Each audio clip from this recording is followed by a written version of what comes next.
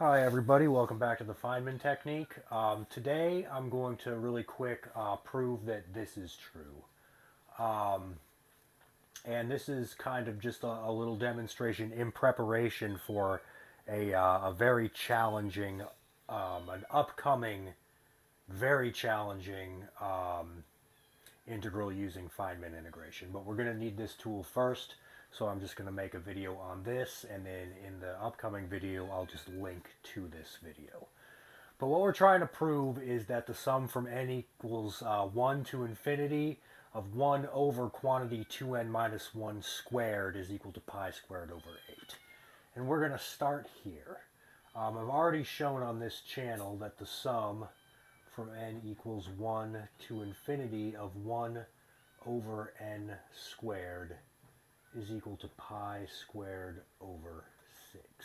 And I'll link to the demonstration of that in the description. Okay.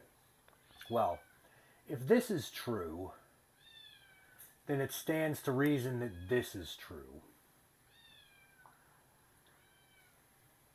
N equals 1 to infinity of 1 over 4n squared is going to equal pi squared over 24. Okay, well this can be written as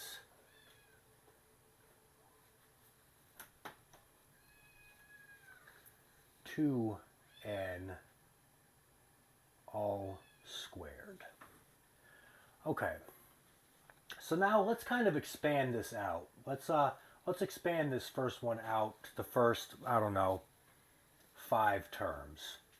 So we're saying that 1 over 1 squared plus 1 over 2 squared plus 1 over 3 squared plus 1 over 4 squared plus 1 over 5 squared. You know what? We'll stop at 4 squared. We're saying that if we continue that on and on forever, that's going to equal pi squared over 6. Now let's figure out what this one is. Okay.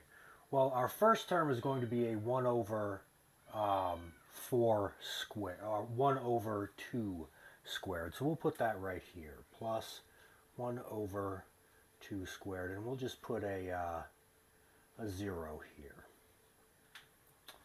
And then our next term is going to be a 1 over, let's see, if we advance n1, we're going to get 2 times 2 squared, so that's 4 squared. So again, we'll put a 0 here, and then put a plus 1 over 4 squared. And if we continue that on and on forever, we'll get pi squared over 24. Now what we want to do is subtract the two equations. And of course, pi squared over 6 minus pi squared over 24 is pi squared over 8. Because that would be 4 pi squared over 24 minus 1 pi squared, which would be 3 pi squared over 24, which is pi squared over 8. All right, so 1 minus 0 is still 1 over 1 squared. These two will cancel out, so we'll get a plus 0.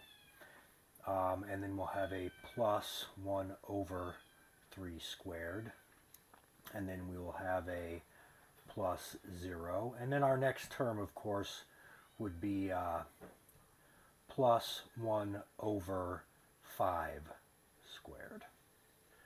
That would be the next term that did not cancel out. And that would be equal to pi squared over 8. So we can see that this progression is the exact same as this progression up here. That's 1 over 1 squared. If you plug in 1 for n, you will get 1 over 1 squared.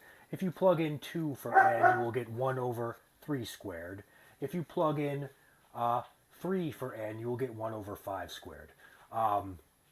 So you can see this progression must equal pi squared over 8. Therefore, this is equal to pi squared over 8.